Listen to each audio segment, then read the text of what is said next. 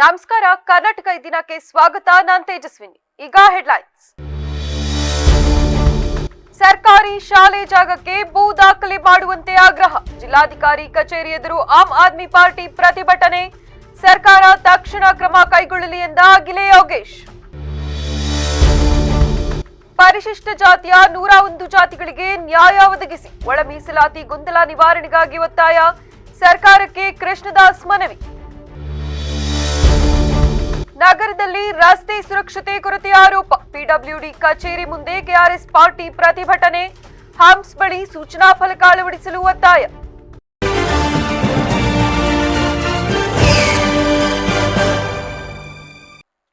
ಹಾಸನ ನಗರದ ಉತ್ತರ ಬಡಾವಣೆಯಲ್ಲಿರುವ ಸರ್ಕಾರಿ ಹಿರಿಯ ಪ್ರಾಥಮಿಕ ಶಾಲೆಯ ಜಾಗವನ್ನು ಅದೇ ಶಾಲೆಯ ಹೆಸರಿಗೆ ಭೂ ದಾಖಲೆಗಳನ್ನು ಮಾಡಿಕೊಡುವಂತೆ ಆಗ್ರಹಿಸಿ ಆಮ್ ಆದ್ಮಿ ಪಾರ್ಟಿ ಇಂದು ಜಿಲ್ಲಾಧಿಕಾರಿಗಳ ಕಚೇರಿ ಎದುರು ಪ್ರತಿಭಟನೆ ನಡೆಸಿದರು. ಈ ವೇಳೆ ಆಮ್ ಆದ್ಮಿ ಪಾರ್ಟಿಯ ರಾಜ್ಯ ಉಪಾಧ್ಯಕ್ಷರಾದ ಅಖಿಲೆ ಯೋಗೇಶ್ ಮಾತನಾಡಿ 1935ರ ಇಸ್ವಿಯಲ್ಲಿ ಪ್ರಾರಂಭವಾಗಿರುವ ಪುರಾತನ ಶಾಲೆ ಇದಾಗಿದೆ. ಈ ಶಾಲೆಯು ಇದೆ ಎಂಬುದರ ಬಗ್ಗೆ ಯಾವುದೇ ನಿಖರವಾದ ಭೂ ದಾಖಲಾತಿಗಳು ಇರುವುದಿಲ್ಲ ಮತ್ತು ಇದರ ಉದ್ದ ಮತ್ತು ಅಗಲ, ಒಟ್ಟು ವಿಸ್ತೀರ್ಣ ಮತ್ತು ಯಾವುದೇ ಚೆಕ್ ಬಂದಿಯೂ ಕೂಡ ಇರುವುದಿಲ್ಲ. ಹಾಗಾಗಿ ಈ ಶಾಲೆಯ ಸ್ಥಳವನ್ನು ಶಾಲೆಯ ಹೆಸರಿಗೆ ಭೂ ದಾಖಲಾತಿಗಳನ್ನು ಮಾಡಿಕೊಡಬೇಕು ಎಂದರಲ್ಲದೆ ಇದೇ ರೀತಿ ರಾಜ್ಯದ ಅನೇಕ ಸರ್ಕಾರಿ ಶಾಲೆಗಳ ಸ್ಥಿತಿ ಇಂದು ಅಧೋಗತಿಗೆ ತಲುಪಿದ್ದು, ಸರ್ಕಾರಿ ಶಾಲೆಗಳು ಯಾವಾಗ ಆರಂಭವಾಗಿದ್ದು ಅವುಗಳ ಕುರಿತಾಗಿ ಸರ್ಕಾರದ ಬಳಿ ದಾಖಲೆಗಳು ಸಹ ಇಲ್ಲ. ವಿದ್ಯೆಯನ್ನು ನೀಡುವ ದೇಗುಲವನ್ನು ಉತ್ತಮವಾಗಿ ಇಡುತ್ತಿಲ್ಲ. ಶಿಕ್ಷಣ ಇಂದು ರಾಜಕಾರಣವಾಗಿ ಪ್ರಭಾವಿ ರಾಜಕಾರಣಿಗಳ ಕೈ ಸೇರಿದೆ. ಇದರಿಂದ ಬಡ ಮಕ್ಕಳ ಉನ್ನತ ಶಿಕ್ಷಣ ಬರೀ ಕನಸಾಗಿದೆ. ಒಂದು ಮಗುವಿಗೆ ಎಲ್ಕೆಜಿ ಶಿಕ್ಷಣವನ್ನು ನೀಡುವುದಕ್ಕೆ ಲಕ್ಷಾಂತರ ರೂಪಾಯಿ ಹಣವನ್ನು ಖರ್ಚು ಮಾಡಬೇಕು. ಹಾಗಾಗಿ ನಮ್ಮ ಆಮ್ ಆದ್ಮಿ ಪಕ್ಷದವರು ಸರ್ವರಿಗೂ ಉಚಿತ ಶಿಕ್ಷಣ ಎಂಬ ಆಂದೋಲನವನ್ನು ಆರಂಭಿಸಿದ್ದೇವೆ. ಹಾಸನ ತಾಲೂಕಿನಲ್ಲಿ ಸುಮಾರು 130 ಶಾಲೆಗಳಿವೆ. ಆ ಶಾಲೆಯ ಕಟ್ಟಡವನ್ನು ಯಾವ ವರ್ಷ ಕಟ್ಟಲಾಯಿತು ಎಂಬುವ ಯಾವುದೇ ದಾಖಲಾತಿಗಳು ಸರ್ಕಾರದ ಬಳಿ ಇಲ್ಲ. ಆ ಶಾಲೆಗಳಿಗೆ ಶೌಚಾಲಯದ ವ್ಯವಸ್ಥೆ ಸೇರಿದಂತೆ ಮೂಲಭೂತ ಸೌಕರ್ಯಗಳು ಸಹ ಇಲ್ಲ. ಪ್ರಪಂಚದಲ್ಲಿ ಭಾರತವನ್ನು ಬಿಟ್ಟರೆ ಬೇರೆ ಯಾವ ದೇಶದಲ್ಲಿ ಶಿಕ್ಷಣವನ್ನು ಮಾರಾಟ ಮಾಡುತ್ತಿಲ್ಲ. ನಮ್ಮ ರಾಜ್ಯದಲ್ಲಿ ಈ ರೀತಿಯ ಶಿಕ್ಷಣ ವ್ಯವಸ್ಥೆ ಇರುವುದು ನಿಜಕ್ಕೂ ಬೇಸರದ ಸಂಗತಿ. ಸರ್ಕಾರ ಇದರ ಬಗ್ಗೆ ಗಮನ ಹರಿಸಿ ಸಮಸ್ಯೆ ಬಗೆಹರಿಸಬೇಕೆಂದು ಮನವಿ ಮಾಡುತ್ತೇವೆಂದು ತಿಳಿಸಿದರು. ಅದಕ್ಕೆ ಸರ್ಕಾರದ ಹತ್ರ ದಾಖಲಾತಿಗಳೇ ಇಲ್ಲ. ಅದು ಯಾವಾಗ ಓಪನ್ ಆಗಿದೆ, ಅದರ ಅಳತೆ ಎಷ್ಟು, ಉದ್ದ ಎಷ್ಟು, ಯಾರ ಹೆಸರಲ್ಲಿ ಇರಬೇಕು, ಅದು ಏನೂ ಇಲ್ಲ. ಈಗ ಉದಾಹರಣೆ ಎಕ್ಸಾಂಪಲ್ ಹೇಳ್ತೀನಿ. ಮುನ್ಸಿಪಲ್ ಹೈಸ್ಕೂಲ್ ಇತ್ತು, ತುಂಬ ಫೇಮಸ್ ಆಗಿತ್ತು. ಇವತ್ತು ಅದನ್ನು ಹೊಡೆದಾಕ್ಬಿಟ್ಟು ಬೇರೆ ಕಟ್ಟಿಬಿಟ್ರು. ಆದರೆ ನಿಮಗೆ ಅರಣ್ಯ ಇಲಾಖೆ ಯಾವ್ದಾರು ಆಫೀಸ್ ಇದ್ದರೆ ಇದು ಅರಣ್ಯ ಇಲಾಖೆ ಸೇರಿದ್ದು ಅಂತ ಇರುತ್ತೆ, ಆರೋಗ್ಯ ಇಲಾಖೆಗೆ ಸೇರಿದ್ದು ಅಂತ ಇರುತ್ತೆ. ಆದರೆ ಶಿಕ್ಷಣ ಇಲಾಖೆಗೆ ಸೇರಿದ್ದು ಅನ್ನೋದಕ್ಕೆ ಯಾವ ಪೂರ್ವಭಾವಿ ದಾಖಲಾತಿಗಳು ಇಲ್ಲ. ಅಂದರೆ ನಮ್ಮ ರಾಜ್ಯದಲ್ಲಿ ಮತ್ತು ನಮ್ಮ ದೇಶದಲ್ಲಿ ಶಿಕ್ಷಣನ ಯಾವ ಮಟ್ಟಿಗೆ, ಸಾರ್ವಜನಿಕ ಶಿಕ್ಷಣನ ಸರ್ಕಾರ ಉಚಿತವಾಗಿ ಶಿಕ್ಷಣ ಕೊಡಬೇಕಾಗಿರೋ ಒಂದು ದೇಗುಲನ ಎಷ್ಟು ಚೆನ್ನಾಗಿ ಇಡಬೇಕು ಅದನ್ನು ಇಡ್ತೇ ಇಲ್ಲ ಅವರು. ಅದನ್ನು ತುಂಬ. ಈ ವೇಳೆ ಆನಂದ್, ಮಂಜಣ್ಣ, ಮಧು ಸೇರಿದಂತೆ ಮತ್ತಿತರರು ಹಾಜರಿದ್ದರು. ಪರಿಶಿಷ್ಟ ಜಾತಿಯ 101 ಜಾತಿಗಳ ಒಳ ಮೀಸಲಾತಿ ವಿಚಾರದಲ್ಲಿ ಉಂಟಾಗಿರುವ ಗೊಂದಲ ಮತ್ತು ಅನುಮಾನಗಳನ್ನು ಸರ್ಕಾರವು ಶೀಘ್ರದಲ್ಲಿ ಬಗೆಹರಿಸಿ ಎಲ್ಲಾ ಜಾತಿಗಳಿಗೂ ಸಮಾನ ನ್ಯಾಯ ಒದಗಿಸಬೇಕೆಂದು ದಲಿತ ಸಂಘಟನೆಗಳ ಸಮನ್ವಯ ಸಮಿತಿ ಅಧ್ಯಕ್ಷ ಕೃಷ್ಣದಾಸ್ ಆಗ್ರಹಿಸಿದರು. ಪತ್ರಿಕಾಗೋಷ್ಠಿಯಲ್ಲಿ ಗುರುವಾರದಂದು ಮಾತನಾಡಿ 2024ರ ಆಗಸ್ಟ್ನಲ್ಲಿ ಸುಪ್ರೀಂ ಕೋರ್ಟ್ ಪರಿಶಿಷ್ಟ ಜಾತಿಗಳ ಒಳ ಮೀಸಲಾತಿಗೆ ಸಂಬಂಧಿಸಿದ ಅಡ್ಡಿಗಳನ್ನು ನಿವಾರಿಸಿ ರಾಜ್ಯ ಸರ್ಕಾರಗಳು ಒಳ ಮೀಸಲಾತಿ ಕಲ್ಪಿಸಬಹುದು ಎಂದು ಮಹತ್ವದ ತೀರ್ಪು ನೀಡಿತ್ತು. ಅದರ ಹಿನ್ನೆಲೆಯಲ್ಲಿ ರಾಜ್ಯ ಸರ್ಕಾರ ನ್ಯಾಯಮೂರ್ತಿ ನಾಗಮೋಹನ್ ದಾಸ್ ಅವರ ಏಕಸದಸ್ಯ ಆಯೋಗವನ್ನು ರಚಿಸಿ ಪರಿಶಿಷ್ಟ ಜಾತಿಯ 101 ಜಾತಿಗಳ ಸಾಮಾಜಿಕ ಆರ್ಥಿಕ ಸಮೀಕ್ಷೆ ನಡೆಸುವಂತೆ ಸೂಚಿಸಿತ್ತು. ಆಯೋಗ ರಾಜ್ಯದಾದ್ಯಂತ ಮನೆ ಮನೆಗೆ ಭೇಟಿ ನೀಡಿ ಮಾಹಿತಿ ಸಂಗ್ರಹಿಸಿ ಸರ್ಕಾರಕ್ಕೆ ವರದಿ ಸಲ್ಲಿಸಿತ್ತು. ಆ ವರದಿಯ ಆಧಾರದ ಮೇಲೆ ಸರ್ಕಾರ ಪರಿಶಿಷ್ಟ ಜಾತಿಗಳನ್ನು 3 ಪ್ರವರ್ಗಗಳನ್ನಾಗಿ ವಿಂಗಡಿಸಿ ಪ್ರವರ್ಗ ಎ ಮಾದಿಗ ಸಂಬಂಧಿತ ಜಾತಿಗಳು, ಪ್ರವರ್ಗ ಬಿ ಹೊಲೆಯ ಸಂಬಂಧಿತ ಜಾತಿಗಳು ಮತ್ತು ಪ್ರವರ್ಗ ಸಿ ಕೊರಮ, ಲಮಾಣಿ, ಬೋವಿ ಸೇರಿದಂತೆ ಇತರ ಜಾತಿಗಳು ಎಂದು ವರ್ಗೀಕರಿಸಿ ಕ್ರಮವಾಗಿ 6:6:5ರಂತೆ ಮೀಸಲಾತಿ ನೀಡುವಂತೆ ಮಸೂದೆ ರೂಪಿಸಿದೆ. ಈ ಮಸೂದೆಗೆ ರಾಜ್ಯಪಾಲರ ಅನುಮೋದನೆಯೂ ದೊರೆತಿದೆ ಎಂದರು. ಇತ್ತೀಚೆಗೆ ವಿವಿಧ ಇಲಾಖೆಗಳಲ್ಲಿರುವ ಸುಮಾರು 2.84 ಲಕ್ಷ ಖಾಲಿ ಹುದ್ದೆಗಳ ಪೈಕಿ ಮೊದಲ ಹಂತದಲ್ಲಿ 56,432 ಹುದ್ದೆಗಳನ್ನು ಭರ್ತಿ ಮಾಡಲು ಸಚಿವ ಸಂಪುಟ ತೀರ್ಮಾನಿಸಿದೆ. ಆದರೆ ನೇಮಕಾತಿಯಲ್ಲಿ 1995ರ ಜೂನ್ 20ರ ರೋಸ್ಟರ್ ನಿಯಮ ಅನ್ವಯಿಸುವುದಾಗಿ ಸೂಚಿಸಿರುವುದರಿಂದ ಹೊಸ ರೋಸ್ಟರ್ ವ್ಯವಸ್ಥೆಯಲ್ಲಿ ಪ್ರವರ್ಗ ಬಿ ಹಾಗೂ ಪ್ರವರ್ಗ ಸಿ ಸಮುದಾಯಗಳಿಗೆ ಅನ್ವಯವಾಗುತ್ತದೆ ಎಂಬ ಆರೋಪಗಳು ಕೇಳಿಬಂದಿವೆ. ಉದಾಹರಣೆಗೆ, ಒಂದು ಇಲಾಖೆಯಲ್ಲಿ 8 ಹುದ್ದೆಗಳು ಖಾಲಿ ಇದ್ರೆ ಪ್ರವರ್ಗ ಬಿಗೆ 9ನೇ ಸ್ಥಾನ ನೀಡಿರುವುದರಿಂದ ಆ ಸಮುದಾಯದವರಿಗೆ ಅವಕಾಶವೇ ಸಿಗದ ಪರಿಸ್ಥಿತಿ ಉಂಟಾಗುತ್ತದೆ ಎಂದು ಹೇಳಿದರು. 35 ವರ್ಷಗಳಿಂದ ಒಳ ಮೀಸಲಾತಿ ಬಗ್ಗೆ ಒಂದು ಹೋರಾಟವನ್ನು ದಲಿತ ಸಂಘಟನೆಗಳ ಎಲ್ಲ ಜಾತಿಗಳು ಕೂಡ ಮಾಡ್ಕೊಂಡು ಬರ್ತಾಯಿದ್ದು. ಆದರೆ ಅದು ಒಂದು ನಿರ್ದಿಷ್ಟ ಒಂದು ತಾರ್ಕಿಕ ಅಂತ್ಯವನ್ನು ತೆಗೆದುಕೊಂಡಿರಲಿಲ್ಲ. ಇದಕ್ಕೆ ಸುಪ್ರೀಂ ಕೋರ್ಟ್ ಆಗಸ್ಟ್ 2024ರಲ್ಲಿ ಒಂದು ತೀರ್ಪನ್ನು ಕೊಡುತ್ತೆ. ಒಳ ಮೀಸಲಾತಿಯನ್ನು ಕಲ್ಪಿಸುವಂಥ ಅಧಿಕಾರ ರಾಜ್ಯ ಸರ್ಕಾರಗಳಿದೆ, ರಾಜ್ಯ ಸರ್ಕಾರಗಳೇ ಆ ಕೆಲಸವನ್ನು ಮಾಡ್ಬೋದು ಅಂತ ಹೇಳಿ ತೀರ್ಮಾನ ಕೊಡ್ತು. ಆ ತೀರ್ಮಾನ ಕೊಟ್ಟ ನಂತರದಲ್ಲಿ ಕಾಂಗ್ರೆಸ್ ಸರ್ಕಾರ ನ್ಯಾಯಮೂರ್ತಿ ನಾಗಮೋಹನ್ ದಾಸ್ ಏಕಸದಸ್ಯ ಆಯೋಗವನ್ನು ಒಂದು ರಚನೆ ಮಾಡಿ ಅವರು ಸರ್ಕಾರಕ್ಕೆ ಮನೆ ಮನೆಗೆ ಭೇಟಿ ನೀಡಿ ದತ್ತಾಂಶಗಳನ್ನು ಸಂಗ್ರಹಿಸಿ. ಪತ್ರಿಕಾಗೋಷ್ಠಿಯಲ್ಲಿ ಸಂಘಟನೆ ಪ್ರಧಾನ ಕಾರ್ಯದರ್ಶಿ ಈರೇಶ್ ಹಿರೇಳ್ಳಿ, ಛಲವಾದಿ ಮಹಾಮಂಡಲ ರಾಜ್ಯಾಧ್ಯಕ್ಷ ಪುಟ್ಟರಾಜಪ್ಪ, ತಾಲೂಕು ಅಧ್ಯಕ್ಷ ರಂಗಸ್ವಾಮಿ, ಕರ್ನಾಟಕ ಹಂದಿಜೋಗಿ ಸಂಘದ ಉಪಾಧ್ಯಕ್ಷ ಗೋವಿಂದರಾಜ್, ಚಂದ್ರಗುಪ್ತ ಮೌರ್ಯ ಸಂಘಟನೆ ಜಿಲ್ಲಾ ಪ್ರಧಾನ ಕಾರ್ಯದರ್ಶಿ ಹರೀಶ್ ಉಳುವಾರೆ, ಹಿರಿಯ ಮುಖಂಡ ನಾರಾಯಣ್ ದಾಸ್ ಇತರರು ಉಪಸ್ಥಿತರಿದ್ದರು. ನಗರದಲ್ಲಿ ರಸ್ತೆಗಳಿಗೆ ಹಂಪ್ ಸೇರಿದಂತೆ ಸೂಕ್ತ ರಸ್ತೆ ಸುರಕ್ಷತೆಗೆ ಸೂಚನಾ ಫಲಕಗಳನ್ನು ಅಳವಡಿಸಿ ಸೂಕ್ತವಾಗಿ ಕೆಲಸ ನಿರ್ವಹಣೆ ಮಾಡಬೇಕೆಂದು ಆಗ್ರಹಿಸಿ ಪಿಡಬ್ಲ್ಯೂಡಿ ಕಚೇರಿ ಮುಂದೆ ಕೆಆರ್ಎಸ್ ಪಾರ್ಟಿ ಪ್ರತಿಭಟನೆ ನಡೆಸಿದೆ. ಕೆಆರ್ಎಸ್ ಪಾರ್ಟಿಯ ತಾಲೂಕು ಉಪಾಧ್ಯಕ್ಷ ಜಗದೀಶ್ ಮಾತನಾಡಿ, ಸರ್ಕಾರದಿಂದ ಹಂಪ್ಸ್ ನಿರ್ವಹಣೆಗೆ ಕೋಟ್ಯಾಂತರ ರೂಪಾಯಿ ಹಣ ಬಂದರೂ ಕೆಲಸವನ್ನು ಸುಸೂತ್ರವಾಗಿ ನಡೆಸುತ್ತಿಲ್ಲ. ಅಧಿಕಾರಿ ವರ್ಗದವರು ಬೇಜವಾಬ್ದಾರಿತನವನ್ನು ತೋರಿಸುತ್ತಿದ್ದಾರೆ. ಜಿಲ್ಲಾಡಳಿತ ಏನು ಮಾಡುತ್ತಿದೆ? ಮೊನ್ನೆ ಹಾಸನದಲ್ಲಿ ಹಂಪ್ಸ್ ಬಳಿ ಒಬ್ಬ ಹುಡುಗಿ ಬಲಿಯಾಗಿರುವ ಘಟನೆ ನಡೆದಿದೆ. ಹಾಗಾಗಿ ನಗರದಲ್ಲಿ ಎಲ್ಲೆಲ್ಲಿ ಹಂಪ್ಸ್ಗಳಿದೆಯೋ ಅಲ್ಲಲ್ಲಿ ಜೀಬ್ರಾ ಪಟ್ಟಿಯನ್ನು ಅಳವಡಿಸಬೇಕು. ಲೈಟ್ ನಾಮಫಲಕ ಅಳವಡಿಸಿ ನಿರ್ವಹಣೆ ಮಾಡಬೇಕು. ಪ್ರತಿ ವರ್ಷ ಬಣ್ಣ ಬಳಿಯುವ ಕೆಲಸ ಮಾಡಬೇಕು. ಜಿಲ್ಲಾಡಳಿತ ಈ ಕುರಿತು ಅಧಿಕಾರಿಗಳಿಗೆ ಎಚ್ಚರಿಸಬೇಕು. ನಾವೇ ಬಂದು ಅವರನ್ನು ಎಚ್ಚರಿಸಬೇಕೆಂದ್ರೆ ಅವರು ನಿದ್ದೆ ಮಾಡುತ್ತಿದ್ದಾರಾ? ನಾಯಕರು ಕೇವಲ ನಾಯಕರಾಗಿ ಇರುವುದಷ್ಟೇ ಅಲ್ಲದೆ ಸಾರ್ವಜನಿಕರ ಕೆಲಸಗಳನ್ನು ಮಾಡಬೇಕು. ಈ ಕುರಿತು ಜಿಲ್ಲಾಡಳಿತ ಗಮನ ಹರಿಸಿ ಅಧಿಕಾರಿಗಳಿಗೆ ಎಚ್ಚರಿಸಬೇಕೆಂದು ತಿಳಿಸಿದರು. ನಿರ್ವಹಣೆಗೆ ಕೋಟ್ಯಾಂತರ ರೂಪಾಯಿ ಹಣ ಬರುತ್ತೆ ಸರ್ಕಾರದಿಂದ. ಆ ಕೋಟ್ಯಾಂತರ ರೂಪಾಯಿ ಹಣ ಪೋಲ್ ಮಾಡ್ತಾ ಇದ್ದಾರೆ ಹೊರತು ಒಂದು ಸುಸೂತ್ರವಾದಂಥ ಕೆಲಸ ಕಾರ್ಯಗಳು ನಡೆಸ್ತಾ ಇಲ್ಲ ಇವ್ರುಗಳು. ಇವ್ರು ಯಾಕೆ ಈ ಬೇಜವಾಬ್ದಾರಿತನ ತೋರಿಸ್ತಾ ಇದ್ದಾರೆ ಅಧಿಕಾರಿ ವರ್ಗದಲ್ಲಿ ಅಂತ ಗೊತ್ತಾಗ್ತಾಯಿಲ್ಲ. ಜಿಲ್ಲಾಡಳಿತ ಏನು ಮಾಡ್ತಾ ಇದೆ? ಮೊನ್ನೆ ಹುಡುಗಿ ಪ್ರಿಯಾಂಕಾ ಅಂತ ಒಂದು ಹುಡುಗಿ ಹಂಪ್ಸ್ ನೆಗೆದು ಬುಲೆಟ್ ಬೈಕಲ್ಲಿ ಬಿದ್ದು ಪ್ರಾಣ ತ್ಯಾಗ ಮಾಡಿದೆ. ಇದು ಈ ಅಧಿಕಾರಿಗಳ ನಿರ್ಲಕ್ಷ್ಯದಿಂದ ಹುಡುಗಿನ ಕೊಲೆ ಮಾಡ್ದಂಗೆ ಬಿಟ್ಟರೆ ಬೇರೆ. ಮಾಹಿತಿ ಹಕ್ಕು ಕಾಯ್ದೆಯ ಪರಿಣಾಮಕಾರಿ ಹಾಗೂ ಆರೋಗ್ಯಕರ ಬಳಕೆ ಕುರಿತು ಪತ್ರಕರ್ತರಿಗೆ ಅರಿವು ಮೂಡಿಸುವ ಉದ್ದೇಶದಿಂದ ಮಾರ್ಚ್ 7ರಂದು ಬೆಳಗ್ಗೆ 10:30ಕ್ಕೆ ನಗರದ ಪತ್ರಕರ್ತರ ಭವನದಲ್ಲಿ ಸ್ಟಡಿ ವಿತ್ ಸೊಸೈಟಿ ಕಾರ್ಯಕ್ರಮವನ್ನು ಹಮ್ಮಿಕೊಂಡಿದ್ದಾರೆ. ಸುದ್ದಿಗಾರರೊಂದಿಗೆ ಪ್ರಸನ್ನ ಹಾಡಳ್ಳಿ ಅವರು ಮಾತನಾಡಿ, ಹಾಸನ ಜಿಲ್ಲಾ ಕಾರ್ಯನಿರತ ಪತ್ರಕರ್ತರ ಸಂಘದ ಸಾಂಸ್ಕೃತಿಕ ಸಮಿತಿಯ ಆಶ್ರಯದಲ್ಲಿ ನಡೆಯಲಿರುವ ಈ ಕಾರ್ಯಕ್ರಮದಲ್ಲಿ ಮಾಹಿತಿ ಹಕ್ಕು ಆಯೋಗದ ಆಯುಕ್ತರಾದ ರುದ್ರಣ್ಣ ಹರ್ತಕೋಟೆ ಹಾಗೂ ಬದ್ರುದ್ದೀನ್ ಕೆ ಸಂಪನ್ಮೂಲ ವ್ಯಕ್ತಿಗಳಾಗಿ ಭಾಗವಹಿಸಲಿದ್ದು, ಪತ್ರಿಕಾ ವೃತ್ತಿಯಲ್ಲಿ ಮಾಹಿತಿ ಹಕ್ಕು ಕಾಯ್ದೆಯ ಬಳಕೆ ಬಹಳ ಮಹತ್ವದ್ದಾಗಿದ್ದು, ಈ ಕುರಿತು ಹೆಚ್ಚಿನ ತಿಳುವಳಿಕೆ ಪಡೆಯಲು ಪತ್ರಕರ್ತರಿಗೆ ಉತ್ತಮ ಅವಕಾಶವಾಗಿದೆ. ಆದ್ದರಿಂದ ಜಿಲ್ಲೆಯ ಎಲ್ಲಾ ಪತ್ರಿಕಾ ಮಿತ್ರರು ಕಾರ್ಯಕ್ರಮದಲ್ಲಿ ಭಾಗವಹಿಸಿ ಸದುಪಯೋಗ ಪಡಿಸಿಕೊಳ್ಳಬೇಕೆಂದು ಮನವಿ ಮಾಡಿದರು. ಈಗಾಗಲೇ ನೋಟೆಡ್ ನ್ಯೂಸ್ ಅನ್ನೋ ಒಂದು ಪರಿಕಲ್ಪನೆ ಅಡಿಯಲ್ಲಿ ಕೆಲಸ ಶುರು ಮಾಡಿದ್ದೀವಿ. ಅದರಲ್ಲಿ ನಾವು ಈಗಾಗಲೇ ಒಂದು ವಾರದಲ್ಲಿ ಗಮನ ಸೆಳೀತಕ್ಕಂಥ 2 ಸುದ್ದಿಗಳನ್ನು, ಅಂದರೆ ಮುದ್ರಣ ಮಾಧ್ಯಮದಿಂದ 2 ಸುದ್ದಿಗಳನ್ನು ಮತ್ತು ದೃಶ್ಯ ಮಾಧ್ಯಮಗಳಿಂದ 2 ಸುದ್ದಿಗಳನ್ನು ನಾವು ಆಯ್ಕೆ ಮಾಡ್ತಕ್ಕಂಥ ಕೆಲಸವನ್ನು ಮಾಡ್ತಾ ಬರ್ತಾ ಇದ್ದೀವಿ. ಅದು ಕೂಡ ಒಂದು ಆರೋಗ್ಯಕರವಾದಂತಹ ಒಂದು ಸ್ಪರ್ಧೆ ಮತ್ತು ನಮ್ಮ ಕೆಲಸದ ಗುಣಮಟ್ಟವನ್ನು ಗುರುತಿಸ್ತಕ್ಕಂಥ ಒಂದು ಗೌರವ ಕೊಡ್ತಕ್ಕಂಥ. ಶನಿವಾರ ಬೆಳಗ್ಗೆ 10:30ಯಿಂದ ಪತ್ರಕರ್ತರಿಗಾಗಿ ಮಾಹಿತಿ ಹಕ್ಕು ಆಯೋಗದ ಆಯುಕ್ತರುಗಳಾದ ರುದ್ರಣ್ಣವರು ಮತ್ತು ಬದ್ರುದ್ದೀನ್ ಅವರು ಹಾಸನಕ್ಕೆ ಬರ್ತಾಯಿದ್ದಾರೆ. ಅವತ್ತು ಆ ಸಂದರ್ಭದಲ್ಲಿ ಪತ್ರಕರ್ತರಿಗೆ ಮಾಹಿತಿ ಹಕ್ಕು ಕಾಯ್ದೆಯ ಪರಿಣಾಮಕಾರಿ ಅನುಷ್ಠಾನದ ಬಗ್ಗೆ ಒಂದು ಕಾರ್ಯಾಗಾರ ಇಟ್ಕೊಂಡಿದ್ದಾರೆ. ಆ ಸಂಬಂಧ ನಮ್ಮ ಅವತ್ತು ಇಲ್ಲಿ ಸುಮಾರು 1.5 ಗಂಟೆ ಒಂದು ಉಪನ್ಯಾಸ. ಈ ವೇಳೆ ಜಿಲ್ಲಾ ಕಾರ್ಯನಿರತ ಪತ್ರಕರ್ತರ ಸಂಘದ ಪ್ರಧಾನ ಕಾರ್ಯದರ್ಶಿ ಕೆಜಿ ಸುರೇಶ್, ಜನಮಿತ್ರ ಪತ್ರಿಕೆಯ ಸಂಪಾದಕ ನವೀನ್ ಸಿಆರ್, ಪ್ರಸನ್ನ ಪ್ರಕಾಶ್, ಮಲ್ಲಿಕಾರ್ಜುನ್ ಸೇರಿದಂತೆ ಇತರರು ಉಪಸ್ಥಿತರಿದ್ದರು. ಆರೋಗ್ಯ ಮತ್ತು ಕುಟುಂಬ ಕಲ್ಯಾಣ ಇಲಾಖೆಯ ಅಧಿಕಾರಿ ಹಾಗೂ ನೌಕರರ ವಿವಿಧ ಬೇಡಿಕೆಗಳನ್ನು ಈಡೇರಿಸುವಲ್ಲಿ ಸರ್ಕಾರ ಮತ್ತು ಇಲಾಖೆಯ ಉನ್ನತ ಅಧಿಕಾರಿಗಳು ವಿಫಲರಾಗಿದ್ದಾರೆಂದು ಆರೋಪಿಸಿ ಬೇಡಿಕೆಗಳನ್ನು ಶೀಘ್ರ ಪರಿಹರಿಸದಿದ್ದರೆ ಮಾರ್ಚ್ 11ರಿಂದ ಅನಿರ್ದಿಷ್ಟಾವಧಿ ಮುಷ್ಕರ ಆರಂಭಿಸುವುದಾಗಿ ಕರ್ನಾಟಕ ಸರ್ಕಾರಿ ವೈದ್ಯಾಧಿಕಾರಿಗಳ ಸಂಘ ಹಾಗೂ ಆರೋಗ್ಯ ಮತ್ತು ವೈದ್ಯಕೀಯ ಶಿಕ್ಷಣ ಇಲಾಖೆಯ ವಿವಿಧ ವೃಂದಗಳ ಕೇಂದ್ರ ಸಂಘದ ಜಿಲ್ಲಾಧ್ಯಕ್ಷ ಡಾಕ್ಟರ್ ಬಿಎಂ ವಿಜಯ್ ಎಚ್ಚರಿಸಿದರು. ಪತ್ರಿಕಾಗೋಷ್ಠಿಯಲ್ಲಿ ಗುರುವಾರದಂದು ಮಾತನಾಡಿ, ರಾಜ್ಯದಲ್ಲಿ ಆರೋಗ್ಯ ಮತ್ತು ಕುಟುಂಬ ಕಲ್ಯಾಣ ಇಲಾಖೆಯಲ್ಲಿ ಸುಮಾರು 36,397 ಅಧಿಕಾರಿ ಹಾಗೂ ನೌಕರರು ಕಾರ್ಯನಿರ್ವಹಿಸುತ್ತಿದ್ದು, ಸುಮಾರು 6 ಕೋಟಿ ಜನರಿಗೆ ಆರೋಗ್ಯ ಸೇವೆ ಒದಗಿಸುವಲ್ಲಿ ಪ್ರಮುಖ ಪಾತ್ರ ವಹಿಸುತ್ತಿದ್ದಾರೆ. ಆದರೆ ವಯೋನಿವೃತ್ತಿ ಸೇರಿದಂತೆ ವಿವಿಧ ಕಾರಣಗಳಿಂದ ಸಿಬ್ಬಂದಿ ಸಂಖ್ಯೆ ಕಡಿಮೆಯಾಗುತ್ತಿದ್ದು ಖಾಲಿ ಹುದ್ದೆಗಳು ಭರ್ತಿಯಾಗದ ಕಾರಣ ಈಗಿರುವ ಸಿಬ್ಬಂದಿಗಳ ಮೇಲೆ ಹೆಚ್ಚಿನ ಕೆಲಸದ ಒತ್ತಡ ಉಂಟಾಗಿದೆ ಎಂದು ಸಂಘಗಳು ಆರೋಪಿಸಿವೆ. ಈ ಕುರಿತು ಆರೋಗ್ಯ ಸಚಿವರು ಮತ್ತು ಉನ್ನತ ಅಧಿಕಾರಿಗಳೊಂದಿಗೆ 2023ರಿಂದ ಹಲವು ಬಾರಿ ಸಭೆಗಳು ನಡೆದಿದ್ದರೂ ಬೇಡಿಕೆಗಳನ್ನು ಗಂಭೀರವಾಗಿ ಪರಿಗಣಿಸಲಾಗಿಲ್ಲ ಎಂದು ಸಂಘದ ಪ್ರತಿನಿಧಿಗಳು ಅಸಮಾಧಾನ ವ್ಯಕ್ತಪಡಿಸಿದ್ದಾರೆ.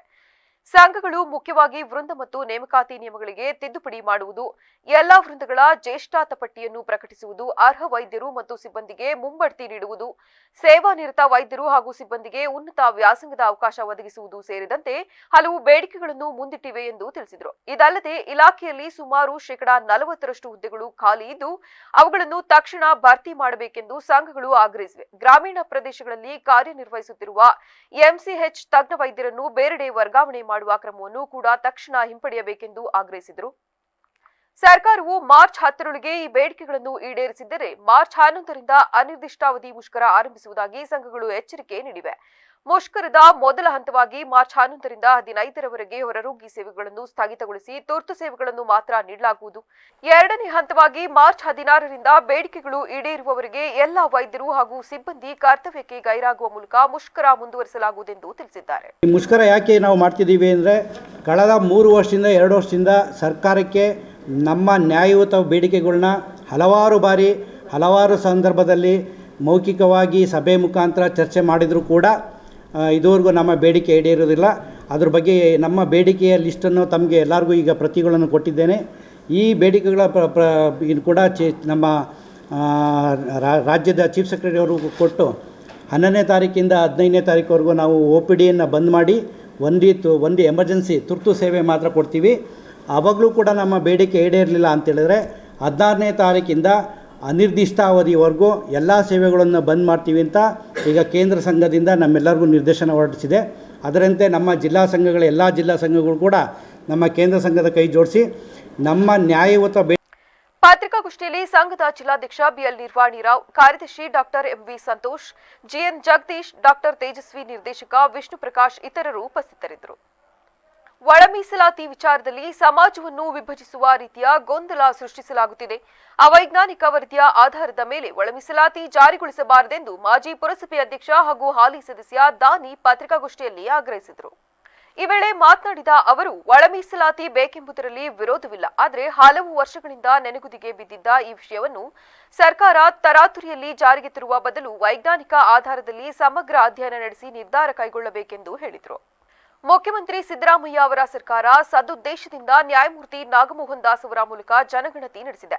ಆದರೆ ಮೊದಲ ದಿನದಿಂದಲೇ ಈ ಸಮೀಕ್ಷೆಯಲ್ಲಿ ಸಾಫ್ಟ್ವೇರ್ ಗೊಂದಲ, ಶಿಕ್ಷಕರು ಹಾಗೂ ಸಿಬ್ಬಂದಿ ಜನರನ್ನು ಸಮರ್ಪಕವಾಗಿ ಸಂಪರ್ಕಿಸದಿರುವುದು ಸೇರಿದಂತೆ ಹಲವು ಸಮಸ್ಯೆಗಳು ಕಂಡುಬಂದಿವೆ. ಸಮೀಕ್ಷೆ ವೇಳೆ ಕೆಲವರು ತಮ್ಮ ವಿವರಗಳನ್ನು ದಾಖಲಿಸದೆ ಹೋಗಿರುವ ಸಾಧ್ಯತೆಯೂ ಇದೆ. ಇಂತಹ ಪರಿಸ್ಥಿತಿಯಲ್ಲಿ ತರಾತುರಿಯಲ್ಲಿ ವರದಿ ಸಲ್ಲಿಸಿ ಶೇಕಡಾವಾರು ನಿಗದಿ ಮಾಡಿರುವುದು ಗೊಂದಲಕ್ಕೆ ಕಾರಣವಾಗಿದೆ. ಸಮೀಕ್ಷೆಯ ಆರಂಭದಲ್ಲೇ ಒಂದು ಸಮುದಾಯ ಅತ್ಯಂತ ಹಿಂದುಳಿದಿದ್ದು ಇನ್ನೊಂದು ಸಮುದಾಯ ಹೆಚ್ಚು ಪಾಲು ಪಡೆದಿದೆ ಎಂಬ ಅಭಿಪ್ರಾಯ ವ್ಯಕ್ತಪಡಿಸಿರುವುದು ವರದಿಯ ನಿಷ್ಪಕ್ಷಪಾತತೆಯ ಬಗ್ಗೆ ಅನುಮಾನ ಹುಟ್ಟಿಸುತ್ತದೆ. ಹೆಚ್ಚು ಜನಸಂಖ್ಯೆ ಹೊಂದಿರುವ ಸಮುದಾಯವನ್ನು ಕಡಿಮೆ ಎಂದು, ಕಡಿಮೆ ಇರುವ ಸಮುದಾಯವನ್ನು ಹೆಚ್ಚು ಎಂದು ವರದಿಯಲ್ಲಿ ತೋರಿಸಿರುವುದು ಸರಿಯಲ್ಲ ಎಂದು ಅವರು ಹೇಳಿದರು. ಇವತ್ತೇನು 2019ರಲ್ಲಿ ಚಿಕ್ಕಮಗಳೂರು ಟು ಸಕಲೇಶಪುರ ರೈಲ್ವೆ ಕಾಮಗಾರಿ ಒಂದು ಭೂಸ್ವಾಧೀನ ಪ್ರಕ್ರಿಯೆಯನ್ನು ಕೈಗೊಂಡಿತ್ತು. ಈ ವಿಚಾರವಾಗಿ ಈಗಾಗಲೇ ಚಿಕ್ಕಮಗಳೂರಿಂದ ಬೇಲೂರವರೆಗೂ ರೈಲ್ವೆ ಕಾಮಗಾರಿ ಮುಕ್ತಾಯಗೊಂಡಿದ್ದು, ಬೇಲೂರಿಂದ ಸಕಲೇಶಪುರವರೆಗೂ ಒಂದು ಕಾಮಗಾರಿಯನ್ನು ಭೂ ಸ್ವಾಧೀನ ಮಾಡಿಕೊಳ್ಳಲಿಕ್ಕೆ ಈ ಸರ್ಕಾರ ಒಂದು ವ್ಯವಸ್ಥೆಯನ್ನು ಮಾಡಿಕೊಂಡಿದ್ದು. ಇದು ಒಂದು ಪ್ಲ್ಯಾನ್ ಏನಿದೆ 2019ರ. ಈ ಸಂದರ್ಭದಲ್ಲಿ ಸತೀಶ್, ಮಂಜುನಾಥ್, ವೆಂಕಟೇಶ್, ರಾಮಿನಹಳ್ಳಿ, ದೇವರಾಜು ಹಾಜರಿದ್ದರು. ಬೇಲೂರು ಪಟ್ಟಣದ ಲಕ್ಷ್ಮೀಪುರ ಬಡಾವಣೆಯ ಶ್ರೀ ವೀರಾಂಜನೇಯ ಸ್ವಾಮಿ ದೇವಾಲಯದ ಸಮೀಪ ಪುರಸಭೆಯ ಅನುದಾನದಲ್ಲಿ ಅಳವಡಿಸಲಾದ ಮಿನಿ ಹೈಮಾಸ್ ಲೈಟ್ ಅನ್ನು ಸಾರ್ವಜನಿಕರ ಉಪಯೋಗಕ್ಕಾಗಿ ಉದ್ಘಾಟಿಸಲಾಯಿತು. ಕಾರ್ಯಕ್ರಮಕ್ಕೆ ಚಾಲನೆ ನೀಡಿ ಮಾತನಾಡಿದ ಪುರಸಭೆ ಸದಸ್ಯ ಹಾಗೂ ಮಾಜಿ ಅಧ್ಯಕ್ಷ ಆರ್ ಅಶೋಕ್ ಅವರು, ತಮ್ಮ ಅಧ್ಯಕ್ಷೀಯ ಅವಧಿಯಲ್ಲಿ ವಾರ್ಡಿನ ಸದಸ್ಯರು ಹಾಗೂ ಸ್ಥಳೀಯರು ಈ ಭಾಗದಲ್ಲಿ ಸಮರ್ಪಕ ಬೆಳಕಿನ ವ್ಯವಸ್ಥೆ ಕಲ್ಪಿಸಬೇಕೆಂದು ಮನವಿ ಸಲ್ಲಿಸಿದರು. ಆ ಮನವಿಯನ್ನು ಪರಿಗಣಿಸಿ ಪುರಸಭೆಯ ಅನುದಾನದಲ್ಲಿ ಮಿನಿ ಹೈಮಾಸ್ ಲೈಟ್ ಅಳವಡಿಸುವ ಕಾರ್ಯ ಕೈಗೊಳ್ಳಲಾಗಿದೆ ಎಂದು ಹೇಳಿದರಲ್ಲದೆ, ಅದೇ ರೀತಿ ಪಟ್ಟಣದ ವಿಶ್ವವಿಖ್ಯಾತ ಶ್ರೀ ಚನ್ನಕೇಶವ ಸ್ವಾಮಿ ದೇವಾಲಯದ ಹಿಂಭಾಗದಲ್ಲಿರುವ ಪಾರ್ಕಿಂಗ್ ಸ್ಥಳ ಹಾಗೂ ವಾರದ ಸಂತೆ ನಡೆಯುವ ಪ್ರದೇಶದಲ್ಲಿಯೂ ಸಾರ್ವಜನಿಕರ ಅನುಕೂಲಕ್ಕಾಗಿ ಹೈಮಾಸ್ ಲೈಟ್ಗಳನ್ನು ಲೈಟ್ಗಳನ್ನು ಅಳವಡಿಸಲಾಗಿದ್ದು, ಮುಂದಿನ ದಿನಗಳಲ್ಲಿ ಅಗತ್ಯವಿರುವ ಇತರ ಪ್ರದೇಶಗಳನ್ನು ಗುರುತಿಸಿ ಅಲ್ಲಿಯೂ ಹೈಮಾಸ್ಟ್ ಲೈಟ್ ಅಳವಡಿಸಲು ಕ್ರಮ ಕೈಗೊಳ್ಳಲಾಗುವುದೆಂದು ಹೇಳಿದರು. ಮಾಜಿ ಪುರಸಭೆ ಸದಸ್ಯ ಬಿಕೆ ಮೋಹನ್ ಮಾತನಾಡಿ, ದೇವಾಲಯದ ಸುತ್ತಮುತ್ತ ಹಲವಾರು ಕೂಡು ರಸ್ತೆಗಳು ಹಾಗೂ ಶಾಲೆಗಳಿರುವುದರಿಂದ ಈ ಭಾಗದಲ್ಲಿ ರಾತ್ರಿ ಸಮಯದಲ್ಲಿ ಬೆಳಕಿನ ಕೊರತೆ ಕಂಡುಬರುತ್ತಿತ್ತು. ಈಗ ಹೈಮಾಸ್ಟ್ ಲೈಟ್ ಅಳವಡಿಸಿರುವುದರಿಂದ ಸ್ಥಳೀಯ ನಿವಾಸಿಗಳಿಗೆ, ವಿದ್ಯಾರ್ಥಿಗಳಿಗೆ ಹಾಗೂ ಸಂಚಾರಿಗಳಿಗೆ ಹೆಚ್ಚಿನ ಅನುಕೂಲವಾಗಲಿದೆ ಎಂದು ಹೇಳಿದರಲ್ಲದೆ, ಹೈಮಾಸ್ಟ್ ಲೈಟ್ ಅಳವಡಿಕೆಯಿಂದ ಈ ಪ್ರದೇಶದಲ್ಲಿ ರಾತ್ರಿ ಸಮಯದಲ್ಲಿಯೂ ಸುರಕ್ಷಿತ ಸಂಚಾರ ಸಾಧ್ಯವಾಗಲಿದ್ದು, ಸಾರ್ವಜನಿಕರಿಗೂ ಉತ್ತಮ ಬೆಳಕಿನ ಸೌಲಭ್ಯ ದೊರೆಯಲಿದೆ ಎಂದು ಸಂತೋಷ ವ್ಯಕ್ತಪಡಿಸಿದರು. ಮೇರೆಗೆ ಅಂದರೆ ತುಂಬ ದಿನದಿಂದ ಈ ದೇವಸ್ಥಾನಕ್ಕೆ ಒಂದು ಹೈಮಾಸ್ಟ್ ಲೈಟನ್ನು ಹಾಕಿಸ್ಕೊಡ್ಬೇಕು ಅಂತ ನಾನು ಅಧ್ಯಕ್ಷರಾಗಿದ್ದಾಗ ತುಂಬ ಸಲ ಬಂದು ಕೇಳ್ಕೊಂಡಿದ್ರು. ಆವಾಗ ಇದನ್ನು ಮುನ್ಸಿಪಲ್ ಗ್ರ್ಯಾಂಟಲ್ಲಿ ನಾವು ಸುಮಾರು 3 ಹೈಮಾಸ್ಟ್ ಲೈಟನ್ನು ಹಾಕಿಸಿದ್ದೇವೆ. ಒಂದು ವೀರ ಆಂಜನೇಯ ಸ್ವಾಮಿ ದೇವಸ್ಥಾನದ ಹತ್ರ ಒಂದು, ಅದೇ ರೀತಿ ಶ್ರೀ ಚೆನ್ನಕೇಶವ ಸ್ವಾಮಿ ದೇವಸ್ಥಾನದ ಹಿಂಭಾಗ ಪಾರ್ಕಿಂಗ್ ಜಾಗ ತುಂಬ ಕತ್ತಲೆಯಾಗಿರುತ್ತೆ, ಆ ಜಾಗಕ್ಕೂ ಸಹ ಒಂದು ಹಾಕ್ಸಿದ್ದೀವಿ. ಅದೇ ರೀತಿ ಏನು ಸಂತೆ ಜಾಗ ಅಂತ ಏನಿದೆ, ಆ ಸಂತೆ ಜಾಗದಲ್ಲೂ ಸಹ ಕತ್ತಲೆ ಆಗಿರುತ್ತೆ, ಅದಕ್ಕೂ ಸಹ ಒಂದು ಹೈಮಾಸ್ಟ್ ಲೈಟನ್ನು ಮುನ್ಸಿಪಲ್ ಗ್ರ್ಯಾಂಟಲ್ಲಿ ಹಾಕಿ ಇವತ್ತು ಅದನ್ನು ಉದ್ಘಾಟನೆಯನ್ನು ಮಾಡೋದಕ್ಕೆ ನನ್ನನ್ನು ಮಣಿಶೇಖರ್ ಅವರು ಮತ್ತು ಮೋಹನಣ್ಣ ಅವರು ಎಲ್ಲ ಫೋನ್ ಮಾಡಿ ಕರೆದಿದ್ರು, ಬಂದು ಇವತ್ತು ಉದ್ಘಾಟನೆ ಮಾಡಿದ್ದೀವಿ. ಇದೇ ರೀತಿ ಮುಂದಿನ ದಿನಗಳಲ್ಲೂ ಯಾರು ಅಧ್ಯಕ್ಷರು ಆಗಿರ್ತಾರೆ ಅವರು ಈ ಸಂದರ್ಭದಲ್ಲಿ ಪುರಸಭೆ ಸದಸ್ಯ ಪ್ರಭಾಕರ್, ಮಣಿಶೇಖರ್, ಮಂಚೇಗೌಡ, ಪರಮೇಶ್, ದಿವಾಕರ್, ಶೇಖರ್ ಸೇರಿದಂತೆ ವಾರ್ಡಿನ ಪ್ರಮುಖರು, ಸ್ಥಳೀಯ ನಿವಾಸಿಗಳು ಹಾಗೂ ಭಕ್ತಾದಿಗಳು ಉಪಸ್ಥಿತರಿದ್ದರು.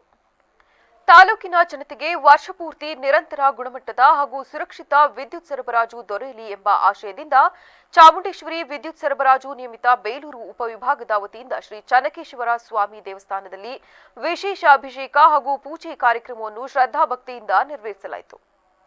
ಪ್ರತಿ ವರ್ಷದಂತೆ ಈ ವರ್ಷವೂ ಇಲಾಖೆಯ ಪರವಾಗಿ ಆಯೋಜಿಸಲಾದ ಈ ಧಾರ್ಮಿಕ ಕಾರ್ಯಕ್ರಮದಲ್ಲಿ ಅಧಿಕಾರಿಗಳು ಮತ್ತು ಸಿಬ್ಬಂದಿಗಳು ಭಾಗವಹಿಸಿ ವಿದ್ಯುತ್ ಇಲಾಖೆಯ ಮೇಲಿನ ಚನ್ನಕೇಶವ ಸ್ವಾಮಿಯ ಕೃಪೆ ಸದಾ ಇರಲಿ ಎಂದು ಪ್ರಾರ್ಥಿಸಿದರು. ವಿಶೇಷವಾಗಿ ಮಳೆ ಸಮರ್ಪಕವಾಗಿ ಸುರಿದು ಕೃಷಿಯು ಸಮೃದ್ಧಿಯಾಗಲಿ, ಪ್ರಕೃತಿ ವಿಕೋಪಗಳು ಅಥವಾ ವಿದ್ಯುತ್ ಅವಘಡಗಳು ಸಂಭವಿಸದಂತೆ ತಾಲೂಕಿನ ಜನತೆ ಸುರಕ್ಷಿತವಾಗಿರಲಿ ಎಂಬ ಆಶಯ ವ್ಯಕ್ತಪಡಿಸಲಾಯಿತು. ಈ ವೇಳೆ ಮಾತನಾಡಿದ ಸಹಾಯ ಕಾರ್ಯಪಾಲಕ ಎಂಜಿನಿಯರ್ ಬಸವರಾಜು ಅವರು, ನಾನು ಕಳೆದ 1.25 ವರ್ಷಗಳಿಂದ ಎಇಇ ಆಗಿ ಸೇವೆ ಸಲ್ಲಿಸುತ್ತಿದ್ದೇನೆ. ಇಲಾಖೆಯ ಪರವಾಗಿ ಪ್ರತಿ ವರ್ಷ ಚನ್ನಕೇಶವ ಸ್ವಾಮಿಗೆ ಅಭಿಷೇಕ ಮಾಡುವುದು ನಮ್ಮ ಪರಂಪರೆಯ ಭಾಗವಾಗಿದೆ. ವಿದ್ಯುತ್ ಅವಘಡಗಳು ಕಡಿಮೆಯಾಗಲಿ, ಜನರ ಜೀವ ಸಂಪತ್ತು ರಕ್ಷಿತವಾಗಿರಲಿ ಹಾಗೂ ನಮ್ಮ ಇಲಾಖೆಯ ಎಲ್ಲ ಕೆಲಸಗಳು ಸುಗಮವಾಗಿ ಸಾಗಲಿ ಎಂಬ ಉದ್ದೇಶದಿಂದ ಈ ಪೂಜೆಯನ್ನು ನಡೆಸಲಾಗುತ್ತಿದೆ. ಮಳೆಯು ಸಮರ್ಪಕವಾಗಿ ಬಂದು ತಾಲೂಕಿನ ಅಭಿವೃದ್ಧಿಗೆ ದಾರಿ ಮಾಡಿಕೊಡಲಿ ಎಂಬ ಪ್ರಾರ್ಥನೆ ಸಲ್ಲಿಸಿದ್ದೇವೆಂದು ತಿಳಿಸಿದರು. ನಮಸ್ಕಾರ, ನಾನು ಬಸವರಾಜ್ ಅಂತ ಚಾಮುಂಡೇಶ್ವರಿ ವಿದ್ಯುತ್ ಸರಬರಾಜು ಕಂಪ್ನಿಯ AWA ಆಗಿ 1.25 ವರ್ಷದಿಂದ ಕೆಲಸ ಮಾಡ್ತಿದ್ದೀನಿ. ಇಲ್ಲಿ ಪ್ರತಿ ವರ್ಷದಂತೆ ಈ ವರ್ಷವೂ ಸಹ ನಾವು ನಮ್ಮ ಇಲಾಖೆ ವತಿಯಿಂದ ಚನ್ನಕೇಶವ ಸ್ವಾಮಿಗೆ ಅವರಿಗೆ ಒಂದು ಅಭಿಷೇಕದ ಕಾರ್ಯಕ್ರಮವನ್ನು ಹಮ್ಮಿಕೊಂಡಿದ್ದೀವಿ. ಈ ಕಾರ್ಯಕ್ರಮದ ಉದ್ದೇಶ ಏನಂದರೆ ನಮ್ಮ ತಾಲೂಕಿನ ಜನತೆಗೆ ವಿದ್ಯುತ್ ಅವಘಡಗಳು ಇನ್ನಿತರ ಯಾವುದು ಸಂಭವಿಸದಲ್ಲಿ ಇರಲಿ, ಚನ್ನಕೇಶ್ವರ ಆಶೀರ್ವಾದ ಮೇಲೆ ನಮ್ಮ ಇಲಾಖೆ ಮೇಲೆ ಇರಲಿ. ಉತ್ತಮವಾಗಿ ಈ ವರ್ಷವೂ ಸಹ ಮಳೆ ಬಂದು ನಮ್ಮನ್ನು ಅಭಿಷೇಕದ ನಂತರ ವಿಶೇಷ ಅಲಂಕಾರ ಮತ್ತು ಮಹಾಮಂಗಳಾರತಿ ನಡೆಯಿತು. ಪೂಜಾ ಕಾರ್ಯಕ್ರಮದಲ್ಲಿ ಡಿವಿಷನ್ ಅಧ್ಯಕ್ಷ ಜಗದೀಶ್, ಕೇಂದ್ರ ಸಮಿತಿ ಸದಸ್ಯ ನವಾಜ್ ಖಾನ್, ಕಿರಿಯ ಎಂಜಿನಿಯರ್ ರೇವಣ್ಣ ಸೇರಿದಂತೆ ವಿದ್ಯುತ್ ಇಲಾಖೆಯ ಸಿಬ್ಬಂದಿಗಳು ಹಾಜರಿದ್ದರು. ಹಾಸನ ತಾಲೂಕಿನ ಸಾಲ್ಗಾಮಿ ಹೋಬಳಿಯ ಬೀಕನಹಳ್ಳಿ ಗ್ರಾಮದಲ್ಲಿರುವ ಪ್ರಸಿದ್ಧ ಶ್ರೀ ಚೌಡೇಶ್ವರಿ ಪುರದಮ್ಮ ದೇವಾಲಯದ 2025 ಮತ್ತು 26ನೇ ಸಾಲಿನ ಜಾತ್ರಾ ಮಹೋತ್ಸವವನ್ನು ಇದೇ ತಿಂಗಳ ಮಾರ್ಚ್ 19 ಮತ್ತು 20ರಂದು ಆಯೋಜಿಸಲಾಗಿದೆ. ಪುರದಮ್ಮ ದೇವಾಲಯದ ಆಡಳಿತಾಧಿಕಾರಿ ಪ್ರಕಾಶ್ ಕುಮಾರ್ ಅವರು ಮಾತನಾಡಿ, ಜಾತ್ರಾ ಮಹೋತ್ಸವದ ಹಿನ್ನೆಲೆ ಪೂರ್ವಸಿದ್ಧತೆಗಳು, ಧಾರ್ಮಿಕ ವಿಧಿವಿಧಾನಗಳು ಹಾಗೂ ದೇವಸ್ಥಾನದ ಆಡಳಿತದಿಂದ ಕೈಗೊಳ್ಳಬೇಕಾದ ಕ್ರಮಗಳ ಕುರಿತು ಚರ್ಚಿಸಿ ಅಂತಿಮ ನಿರ್ಣಯ ಕೈಗೊಳ್ಳುವ ಉದ್ದೇಶದಿಂದ ಮಾರ್ಚ್ 7, 2026ರಂದು ಮಧ್ಯಾಹ್ನ 2 ಗಂಟೆಗೆ ಪುರದಮ್ಮ ದೇವಾಲಯದ ಆವರಣದಲ್ಲಿ ಸಭೆಯನ್ನು ಆಯೋಜಿಸಲಾಗಿದೆ. ಸಭೆಯಲ್ಲಿ ದೇವಾಲಯದ ವ್ಯವಸ್ಥಾಪನಾ ಸಮಿತಿಯ ಹಾಲಿ ಸದಸ್ಯರು, ಮಾಜಿ ಸದಸ್ಯರು, ಚುನಾಯಿತ ಪ್ರತಿನಿಧಿಗಳು, ವಿವಿಧ ಮುಖಂಡರು, ಗಣ್ಯರು, ಅಧಿಕಾರಿಗಳು ಹಾಗೂ ಬೀಕನಹಳ್ಳಿ ಗ್ರಾಮದ ಸಾರ್ವಜನಿಕರು ಭಾಗವಹಿಸಿ ಜಾತ್ರಾ ಮಹೋತ್ಸವದ ಸಿದ್ಧತೆಗಳ ಕುರಿತು ತಮ್ಮ ಸಲಹೆ ಸೂಚನೆಗಳನ್ನು ನೀಡುವಂತೆ ಕೋರಲಾಗಿದೆ. ಜಾತ್ರಾ ಮಹೋತ್ಸವವನ್ನು ಧಾರ್ಮಿಕ ಸಂಪ್ರದಾಯ ಹಾಗೂ ಆಚರಣೆಗಳ ಪ್ರಕಾರ ಭಕ್ತಿಭಾವದಿಂದ 2 ದಿನಗಳ ಕಾಲ ಆಚರಿಸುವ ಕುರಿತು ಸಭೆಯಲ್ಲಿ ಚರ್ಚಿಸಿ ನಿರ್ಣಯ ಕೈಗೊಳ್ಳಲಾಗುತ್ತಿದ್ದು, ಸಭೆಗೆ ಸಂಬಂಧಿತರು ಹಾಗೂ ಸಾರ್ವಜನಿಕರು ಹೆಚ್ಚಿನ ಸಂಖ್ಯೆಯಲ್ಲಿ ಭಾಗವಹಿಸಿ ತಮ್ಮ ಅಭಿಪ್ರಾಯಗಳನ್ನು ಹಂಚಿಕೊಳ್ಳುವಂತೆ ಮನವಿ ಮಾಡಿಕೊಂಡಿದ್ದಾರೆ. ಗುಬ್ಬಿ ತಾಲೂಕಿನ ಕಳಸನಹಳ್ಳಿ ಗ್ರಾಮದ ಪೂಜಾರಿ ಕೆಂಪಯ್ಯ ಅವರ ಜಮೀನಿನ ಸರ್ವೆಗೆ ಕಾವೇರಿ ನಿಗಮ ಇಲಾಖೆಗೆ ಅರ್ಜಿ ಕೊಟ್ಟು ಬಂದರೂ ಸರ್ವೆ ಮಾಡದೆ ತಾಲೂಕು ಕಚೇರಿಯಲ್ಲಿ ಸರಿಪಡಿಸಿಕೊಳ್ಳಿ ಎಂದಿದ್ದಾರೆಂದು ಪೂಜಾರಿ ಕೆಂಪಯ್ಯ ಅವರು ತಿಳಿಸಿದ್ದಾರೆ. ಸರ್ವೆ ನಂಬರ್ 26/3ರಲ್ಲಿ 1 ಎಕರೆ 30 ಗುಂಟೆ ಜಮೀನು ಇದ್ದು ಪೂಜಾರಿ ಕೆಂಪಯ್ಯ ಅವರ ಹೆಸರಿನಲ್ಲಿ ಪಹಣಿ ಬರುತ್ತಿತ್ತು. ಇತ್ತೀಚೆಗೆ ಪಹಣಿಯಲ್ಲಿ ಕಾವೇರಿ ನೀರಾವರಿ ನಿಗಮ ಭೂಸ್ವಾಧೀನ ಅಂತ ಬರುತ್ತಿದೆ. ಇದರ ಬಗ್ಗೆ ತಾಲೂಕು ಕಚೇರಿಗೆ ಹೋದ್ರೆ ನೀವು ಹೇಮಾವತಿ ಇಲಾಖೆಯಿಂದ ಆದೇಶ ಮಾಡಿಸಿಕೊಳ್ಳಿ ಎಂದು ಸಬೂಬು ಹೇಳುತ್ತಿದ್ದಾರೆ. ಸುಮಾರು 5 ವರ್ಷಗಳಿಂದ ಪಹಣಿಯಲ್ಲಿ ನಮ್ಮ ಹೆಸರು ಬರುತ್ತಿದೆ. ಇದನ್ನು ತೆಗೆಯಲು ನಮ್ಮನ್ನು ಅಲೆದಾಡಿಸುತ್ತಿದ್ದಾರೆ. ಪಹಣಿಯಲ್ಲಿ ಪೂಜಾರಿ ಕೆಂಪಯ್ಯ ಅವರ ಹೆಸರು ಸುಮಾರು ವರ್ಷಗಳಿಂದ ಬರುತ್ತಿತ್ತು. ಆದರೆ ಅಧಿಕಾರಿಗಳ ನಿರ್ಲಕ್ಷ್ಯದಿಂದ ಬಡ ರೈತ ಕುಟುಂಬಕ್ಕೆ ಅನ್ಯಾಯವನ್ನು ಮಾಡಲು ಅಧಿಕಾರಿಗಳು ಹೀಗೆ ಮಾಡುತ್ತಿದ್ದಾರೆ. ಆ ಸ್ಥಳದಲ್ಲಿ ಚಾನೆಲ್ ಹೋಗಿಲ್ಲ, ಸುಖಾಸುಮ್ಮನೆ ಕಾವೇರಿ ನಿಗಮ ಎಂದು ಪಹಣಿಯಲ್ಲಿ ಬರುತ್ತಿದೆ. ಬಡ ಕುಟುಂಬ ಈ ಜಮೀನನ್ನು ನಂಬಿಕೊಂಡು ಜೀವನ ಸಾಗಿಸುತ್ತಿದ್ದೇವೆ. ಸ್ಥಳಕ್ಕೆ ಬಂದು ಪರಿಶೀಲನೆ ಮಾಡದೆ ಅಧಿಕಾರಿಗಳ ನಿರ್ಲಕ್ಷ್ಯದಿಂದ ಪಹಣಿಯಲ್ಲಿ ಕಾವೇರಿ ನಿಗಮ ಭೂಸ್ವಾಧೀನ ಅಂತ ಮಾಡಿ ಬಡ ಕುಟುಂಬಕ್ಕೆ ಮೋಸ ಮಾಡಲು ಹೊರಟಿದ್ದಾರೆ. ಯಾವುದೇ ಕಾರಣಕ್ಕೂ ನಮ್ಮ ಜಮೀನನ್ನು ಬಿಡುವುದಿಲ್ಲ. ಪಹಣಿಯಲ್ಲಿ ಸರಿಪಡಿಸದೆ ಹೋದ್ರೆ ಇಲಾಖೆ ಮುಂದೆ ಧರಣಿ ಮಾಡುತ್ತೇವೆಂದು ಎಚ್ಚರಿಕೆ ನೀಡಿದ್ದಾರೆ. ಮಂಜುನಾಥ್ ಅಂತ ಹೇಳಿ ಗುಬ್ಬಿ ತಾಲೂಕು ನಿಟ್ಟೂರು ಹೋಬಳಿ ಕಳಸನಹಳ್ಳಿ ಗ್ರಾಮದ ಸರ್ವೆ ನಂಬರ್ 26/3P1ರಲ್ಲಿ ಏನಾಗಿದೆ ಅಂದ್ರೆ ಚಾನೆಲ್ ಹೋಗಿದೆ ಅಂತ ಹೇಳಿ ತೋರಿಸ್ತಾ ಇದ್ದಾರೆ ಅಧಿಕಾರಿಗಳು. ಇದರಲ್ಲಿ ಚಾನೆಲ್ ಹೋಗಿಲ್ಲ. 2013-14-15ವರೆಗೂ ಪಾಣಿ ಬಂದಿದೆ. ಈಗ ಏನಾಗಿದೆ ಅಂದ್ರೆ ಪ್ರಸ್ತುತ ಸಾಲಿನಲ್ಲಿ ಪಾಣಿ ಬರ್ತಾ ಇಲ್ಲ. ಈಗ ಕೇಳಿದ್ರೆ ಅಧಿಕಾರಿಗಳನ್ನ ಕಾವೇರಿ ನೀರಾವರಿ ನಿಗಮಕ್ಕೆ ಭೂಸ್ವಾಧೀನ ಆಗೈತೆ ಅಂತ ಹೇಳ್ತಾ ಇದ್ದಾರೆ. ಸುಮಾರು ವರ್ಷ ಅರ್ಜಿ ಸಲ್ಲಿಸಿ ಹೋದ್ರು ಕೂಡ ಅವರು ರೆಸ್ಪಾನ್ಸ್ ಮಾಡೋದಿಲ್ಲ. ಕೇಳಿದ್ರೆ ಅಲ್ಲಿ ಹೋಗ್ರಿ ಇಲ್ಲಿ ಹೋಗ್ರಿ ತಾಲೂಕು ಆಫೀಸ್ಗೆ ಹೋಗ್ರಿ, ಅಲ್ಲಿ ನೀವು ಖಾತೆ ಬದಲಾವಣೆ ಮಾಡ್ಕೊಬೇಕು ಅಂತ ಹೇಳ್ತಾರೆ. ಎಷ್ಟು ವರ್ಷ ನಿಮ್ಗೆ ಸಮಸ್ಯೆ ಆಯ್ತು ನಿಮಗೆ? ಭಟ್ಕಳದ ಬಂದರಿನ ಕಾರ್ವಿ ಸಮಾಜದವರು ಪರಂಪರೆಯಂತೆ ಸಮಾಜದ ಒಂದು ಕುಟುಂಬ ಹರಕೆ ಹೊತ್ತುಕೊಂಡು ತಮ್ಮ ಮನೆಯಿಂದ ಅಡಿಕೆ ಮರವನ್ನು ವಾದ್ಯಗಳ ಸದ್ದಿನ ನಡುವೆ ಮೆರವಣಿಗೆಯ ಮೂಲಕ ಕಡಲ ತೀರಕ್ಕೆ ತಂದು ನಾಟಲ ಮಾಡಿ ಹೋಳಿ ಹಬ್ಬವನ್ನು ವಿಶಿಷ್ಟ ಸಂಪ್ರದಾಯದೊಂದಿಗೆ ಸಂಭ್ರಮದಿಂದ ಆಚರಿಸಿದರು. ಮೆರವಣಿಗೆಯಲ್ಲಿ ಜೈಕಾರ್ಗಳ ಘೋಷಣೆಗಳನ್ನು ಮೊಳಗಿದ್ದು ವೇಷಧಾರಿಗಳ ಪ್ರದರ್ಶನ ಹಾಗೂ ನೃತ್ಯ ಹಬ್ಬದ ಸಂಭ್ರಮವನ್ನು ಹೆಚ್ಚಿಸಿತು. 2ನೇ ದಿನ ಯುವಕ ಯುವತಿಯರು ಪರಸ್ಪರ ಬಣ್ಣ ಎರಚಿಕೊಳ್ಳುತ್ತಾ ತಲ್ಗೋಡ್ ಕಡಲ ತೀರಕ್ಕೆ ತಲುಪಿದ್ರು. ಬಳಿಕ ಸಮಾಜದ ಹಿರಿಯರು ಪೂಜೆ ಸಲ್ಲಿಸಿ ಕಾಮದಹನ ವಿಧಿಯನ್ನು ನೆರವೇರಿಸಿದರು. ಸಾವಿರಾರು ಜನರು ಈ ವಿಶಿಷ್ಟ ಆಚರಣೆಯನ್ನು ಕಣ್ತುಂಬಿಕೊಂಡರು. ಚಾಮರಾಜನಗರ ಜಿಲ್ಲೆಯ ಕೊಳ್ಳೇಗಾಲ ತಾಲೂಕಿನ ಮಧುವನಹಳ್ಳಿ ಗ್ರಾಮದಲ್ಲಿ ಶ್ರೀ ಸಿದ್ದಪ್ಪಾಜಿ ಕೆಂಡೋತ್ಸವ ಶ್ರದ್ಧಾ ಭಕ್ತಿಯಿಂದ ನೆರವೇರಿತು. ಹನೂರಿನ ಶಾಸಕ ಮಂಜುನಾಥ್ ಭಾಗವಹಿಸಿ ಕೆಂಡೋತ್ಸವ ವೀಕ್ಷಿಸಿ ನಂತರ ಮಾತನಾಡಿದ ಅವರು, ದೇವತೆ ಗ್ರಾಮದ ಜನತೆಗೆ ಒಳಿತನ್ನು ಮಾಡಲಿ ಮತ್ತು ಜನತೆಗೆ ಶಾಂತಿ ನೆಮ್ಮದಿಯನ್ನು ಕರುಣಿಸಲಿ ಎಂದು ಶುಭ ಹಾರೈಸಿದರು. ಈ ಸಂದರ್ಭದಲ್ಲಿ ಮಧುವನಹಳ್ಳಿ ಗ್ರಾಮದ ಮುಖಂಡ ಹಾಗೂ ಸಮಾಜ ಸೇವಕ ಮಾದೇಶ್ ಹುಲಿ ಸುದ್ದಿಗಾರರೊಂದಿಗೆ ಮಾತನಾಡಿ, ನಮ್ಮ ಗ್ರಾಮದಲ್ಲಿ ಈ ಹಬ್ಬ ಹಲವಾರು ವರ್ಷಗಳಿಂದ ನಡೆದುಕೊಂಡು ಬರುತ್ತಿದ್ದು ಈ ಹಬ್ಬದಲ್ಲಿ ಕೆಂಡೋತ್ಸವವನ್ನು ಏರ್ಪಡಿಸುವುದು ನಮ್ಮ ಗ್ರಾಮದ ವಾಡಿಕೆಯಾಗಿದೆ. ಈ ಕೆಂಡೋತ್ಸವವು ಈ ಹಬ್ಬದ ವಿಶೇಷವಾಗಿರುವುದಲ್ಲದೆ ಸುತ್ತಮುತ್ತಲಿನ ಗ್ರಾಮಸ್ಥರನ್ನು ಸಹ ಆಕರ್ಷಿಸುತ್ತದೆ. ಈ ಹಬ್ಬವನ್ನು ಗ್ರಾಮದ ಎಲ್ಲಾ ಸಮುದಾಯದವರು ಒಟ್ಟಿಗೆ ಸೇರಿ ಆಚರಿಸುವುದು ಒಂದು ಪದ್ಧತಿಯಾಗಿದೆ.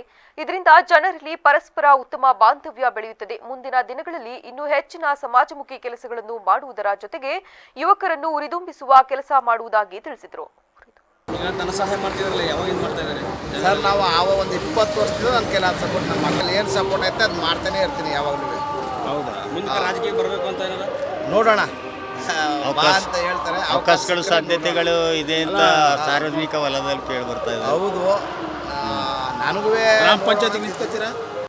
ಸಿಎಂ ಸಿದ್ದರಾಮಯ್ಯನವರು ನಾಳೆ ಮಂಡಿಸುವ ಬಜೆಟ್ನಲ್ಲಿ ದಲಿತರಿಗೆ ಮೀಸಲಿಟ್ಟ ಹಣವನ್ನು ನೀಡಿ ದಲಿತರಿಗಾಗಿರುವ ಅನ್ಯಾಯ ಸರಿಪಡಿಸುತ್ತೇನೆಂದು ಘೋಷಣೆ ಮಾಡಲಿ ಎಂದು ಬಿಜೆಪಿ ಮಾಜಿ ಶಾಸಕ ರಾಜ್ಕುಮಾರ್ ಪಾಟೀಲ್ ತಲ್ಕೂರ್ ಸವಾಲು ಹಾಕಿದ್ದಾರೆ.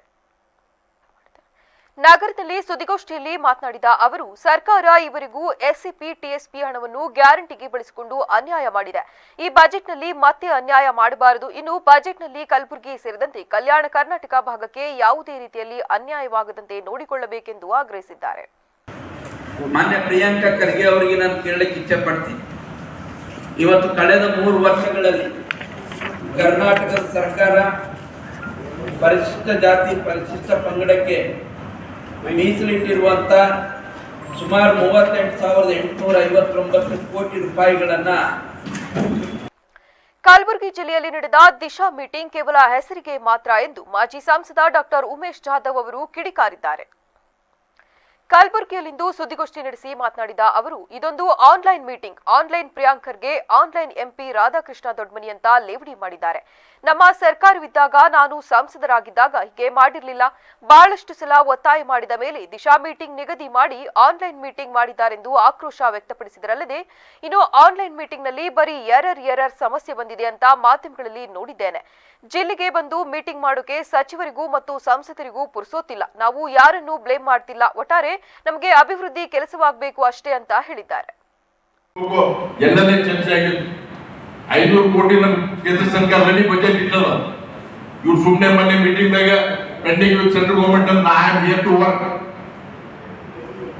ನಾವು ನಮಗೆ ಮಾಡ್ಕೊಂಡು ನಾವು ಬೇಕಾದ ಕೆಲಸಗಳು ಬರ್ತೀವಿ. ನಾವು ಇವತ್ತು ಜೋಡಿಗೆದವ್ರು ಬಂದಿದ್ದರಿಂದ ನಮ್ಮ ಮನೆಗೆ ಸಾವಿರಾರು ರೈತರು ಸರ್ ನಮಗೆ ಕ್ವಾರ್ಟರ್ ಬೆಳೆದವ್ರು ಏನ್ ಮಾಡಬೇಕು ಅಂತಂದ್ರು. ಒಂದು ಮೆಗಾ ಟ್ಯಾಕ್ಸ್ ಏರ್ಪಾಡು ಮಾಡಿದ್ರೆ ನಮ್ಗೆ. ಕೃಷ್ಣರಾಜನಗರ ತರಕಾರಿ ಮಾರಾಟಗಾರರ ಸಂಘದ ವತಿಯಿಂದ ಇಂದು ಪಟ್ಟಣದ ಹೃದಯ ಭಾಗದಲ್ಲಿ ನೂತನವಾಗಿ ನಿರ್ಮಿಸಿರುವ ತರಕಾರಿ ಮಾರುಕಟ್ಟೆಯಲ್ಲಿ ಪ್ರತಿಭಟನೆಯನ್ನು ಹಮ್ಮಿಕೊಂಡಿದ್ರು. ಈ ವೇಳೆ ಸಂಘದ ಕಾರ್ಯದರ್ಶಿ ಮನು ಮಾತನಾಡಿ, ನಾವುಗಳು ಪಟ್ಟಣದ ಬಜಾರ್ ರಸ್ತೆಯ ಫುಟ್ಪಾತ್ ಹಾಗೂ ಹುಣಸೂರು ರಸ್ತೆಯ ಫುಟ್ಪಾತ್ಗಳಲ್ಲಿ ತರಕಾರಿ ವ್ಯಾಪಾರವನ್ನು ಮಾಡುತ್ತಿದ್ವು. ಈ ಸಂದರ್ಭದಲ್ಲಿ ಪಟ್ಟಣಕ್ಕೆ ಮುಖ್ಯಮಂತ್ರಿಗಳಾದ ಸಿದ್ದರಾಮಯ್ಯನವರು ಆಗಮಿಸಿದ ಸಂದರ್ಭದಲ್ಲಿ ನಮ್ಮ ಅಂಗಡಿಗಳನ್ನು ತೆರವುಗೊಳಿಸಿ ನಮಗೆ ನಗರದ ಎಲ್ಐಸಿ ಕಚೇರಿಯ ಮುಂದೆ ತಾತ್ಕಾಲಿಕ ಮಾರುಕಟ್ಟೆಯನ್ನು ನಡೆಸಲು ಪುರಸಭೆಯವರು ಅನುಮತಿ ಮಾಡಿಕೊಟ್ಟಿದ್ರು. ಆದರೆ ಪುರಸಭೆಯಿಂದಾಗಲಿ ಸರ್ಕಾರದಿಂದಾಗಲಿ ಯಾವುದೇ ಮೂಲಸೌಕರ್ಯಗಳನ್ನು ಕಲ್ಪಿಸಿಕೊಟ್ಟಿರಲಿಲ್ಲ. ಆದ ಕಾರಣ ಪುರಸಭಾಧ್ಯಕ್ಷ ಮತ್ತು ಸದಸ್ಯರು ಹಾಗೂ ಅಧಿಕಾರಿಗಳನ್ನು ಭೇಟಿ ಮಾಡಿ ಮನವಿ ಸಲ್ಲಿಸಿದ ಸಂದರ್ಭದಲ್ಲಿ ಪಟ್ಟಣದ ಹೃದಯ ಭಾಗದಲ್ಲಿ ಇದ್ದ ಹಳೆಯ ತರಕಾರಿ ಮಾರುಕಟ್ಟೆಯನ್ನು ನವೀಕರಣಗೊಳಿಸಿ ನೀಡುವುದಾಗಿ ಆಶ್ವಾಸನೆ ನೀಡಿದ್ರು. ಆದರೆ ಮಾರುಕಟ್ಟೆ ನವೀಕರಣಗೊಂಡು ಹಲವು ತಿಂಗಳು ಕಳೆದರೂ ಅದನ್ನು ತರಕಾರಿ ಮಾರಾಟಗಾರರಿಗೆ ಹಸ್ತಾಂತರಿಸಲು ಮೀನಾಮೇಷ ಮಾಡುತ್ತಿದ್ದು, ಅದರ ವಿರುದ್ಧ ಇಂದು ಪ್ರತಿಭಟನೆಯನ್ನು ಹಮ್ಮಿಕೊಂಡಿದ್ದೇವೆಂದು ತಿಳಿಸಿದರು. ತಾಲೂಕಲ್ಲೇ ಮಾರ್ಕೆಟ್ ಇಲ್ಲ. ನಾವು ಪಾಪ ಇವತ್ತು ಕೊಡ್ತಾರೆ ನಾಳೆ ಕೊಡ್ತಾರೆ ಅಂತ ಅವ್ರು ಹೇಳಂಗೆಲ್ಲ ಕೇಳಿದೀವಿ. ಪಾಪ ಎಷ್ಟೋ ಜನ ಸಾಲ ಮಾಡ್ಕೊಂಡು ಬಡ್ಡಿ ಸಾಲ ಮಾಡ್ಕೊಂಡು ನಳ್ತಾ ಇದ್ದಾರೆ. ಅವ್ರ ಜೀವನ ಹೆಂಗ್ ಮಾಡ್ತಾರೆ? ಅವ್ರು ಹೇಳಂಗೆಲ್ಲ ಕೇಳ್ತೀವಿ. ಅವ್ರ ಮೇಲೆ ಇವ್ರು ಹೇಳೋದು, ಇವ್ರ ಮೇಲೆ ಅವ್ರು ಹೇಳೋದು. ನಮ್ಗೆ ಬೇಕಾಗಿರೋದು ಮಾರ್ಕೆಟ್. ಅವ್ರು ಕೊಳ್ಳಿ ಬಿಳ್ಳಿ ನಾಳೆಯಿಂದ ಇಲ್ಲೇ ಮಾರ್ಕೆಟ್ ನಾವು ಓಪನ್ ಮಾಡೇ ಮಾಡ್ತೀವಿ. ಪ್ರತಿಭಟನಾ ಸ್ಥಳಕ್ಕೆ ಅಧಿಕಾರಿಗಳೊಂದಿಗೆ ಆಗಮಿಸಿದ ಶಾಸಕ ಡಿ ರವಿಶಂಕರ್ ಪ್ರತಿಭಟನಾಕಾರರನ್ನು ಸಮಾಧಾನಗೊಳಿಸಿ ಪುರಸಭಾ ಅಧಿಕಾರಿಗಳು ಹಾಗೂ ಜಿಲ್ಲಾಧಿಕಾರಿಗಳೊಂದಿಗೆ ಚರ್ಚಿಸಿ 1.5 ತಿಂಗಳೊಳಗೆ ಮಾರುಕಟ್ಟೆಯನ್ನು ವ್ಯಾಪಾರಸ್ಥರಿಗೆ ಹಸ್ತಾಂತರಿಸಲು ಅಗತ್ಯ ಕ್ರಮ ಕೈಗೊಳ್ಳುತ್ತೇನೆಂದು ಭರವಸೆ ನೀಡಿದರು. ಆದರೆ ಸಂಘದ ಸದಸ್ಯರು ಇದಕ್ಕೆ ಒಪ್ಪದೆ 15 ದಿನಗಳೊಳಗಾಗಿ ನಮಗೆ ಮಾರುಕಟ್ಟೆಯಲ್ಲಿ ವ್ಯಾಪಾರ ಮಾಡಲು ಅನುವು ಮಾಡಿಕೊಡಬೇಕು, ಇಲ್ಲದ ಪಕ್ಷದಲ್ಲಿ ಮುಂದಿನ ದಿನಗಳಲ್ಲಿ ಉಗ್ರ ಹೋರಾಟ ಮಾಡುವುದಾಗಿ ಎಚ್ಚರಿಸಿದರು. ಪ್ರತಿಭಟನೆಯಲ್ಲಿ ಸಂಘದ ಅಧ್ಯಕ್ಷ ನಾಗಾ, ಗೌರವಾಧ್ಯಕ್ಷ ಅನ್ಸರ್, ತರಕಾರಿ ವ್ಯಾಪಾರಿಗಳಾದ ಮಂಜುಳಾ, ಸಾದಿಕ್, ಸುಶೀಲಮ್ಮ, ಮಮತಾ, ನಾಗರಾಜು ಹಾಗೂ ಹಲವು ತರಕಾರಿ ವ್ಯಾಪಾರಿಗಳು ಹಾಜರಿದ್ದರು. ಮಳವಳ್ಳಿ ತಾಲೂಕಿನ ಗುಂಡಾಪುರ ಗ್ರಾಮದಲ್ಲಿ ಬೆಟ್ಟದ ರಸಮ್ಮನ ಮೊದಲನೆಯ ವರ್ಷದ ಜಾತ್ರಾ ಮಹೋತ್ಸವ ಅತ್ಯಂತ ವಿಜೃಂಭಣೆಯಿಂದ ನೆರವೇರಿದೆ. ಗುಂಡಾಪುರದ ಮಧ್ಯಭಾಗದಲ್ಲಿರುವ ಕರಗದ ಮನೆಯಲ್ಲಿ ಕರಗಕ್ಕೆ ಕನಕಾಂಬರ, ಕಾಕಡ, ಗುಲಾಬಿ ಸೇರಿದಂತೆ ವಿವಿಧ ಪುಷ್ಪಗಳಿಂದ ಅಲಂಕರಿಸಿ ವಿಶೇಷವಾಗಿ ಪೂಜಾ ನಮಸ್ಕಾರಗಳನ್ನು ನಡೆಸಲಾಯಿತು. ಸಂಪ್ರದಾಯದಂತೆ ಅರ್ಚಕರು ಹೆಬ್ಬಾರಿಗೆ ಪೂಜೆ ನಡೆಸಿದ ನಂತರ ದೇವರ ಗುಡ್ಡರು ಮನೆಗಳಿಗೆ ತೆರಳಿ ಅಚಂದ ಪಡೆದ ನಂತರ ದೇವರ ಕರಗವನ್ನು ಹೊತ್ತು ಹೊರಟಾಗ ಛತ್ರಿ ಚಾಮರಗಳನ್ನು ಬೀಸುತ್ತಾ ಜೋಡಿ ಬಸವನ ಜೊತೆಯಲ್ಲಿ ಹರಕೆ ಹೊತ್ತ ಬಾಯಿ ಬೀಗದವರು ಜೊತೆಗೂಡಿದ್ರು. ನಂತರ ಬೆಟ್ಟದ ತಪ್ಪಲಿನಲ್ಲಿರುವ ಬೆಟ್ಟದ ರಸಮ್ಮನ ಸನ್ನಿಧಿ ದೇವರ ಕರಗವನ್ನು ಮೆರವಣಿಗೆ ಮುಖಾಂತರ ಅಪಾರ ಭಕ್ತಾದಿಗಳ ಜೊತೆಯಲ್ಲಿ ಕರೆತರಲಾಯಿತು.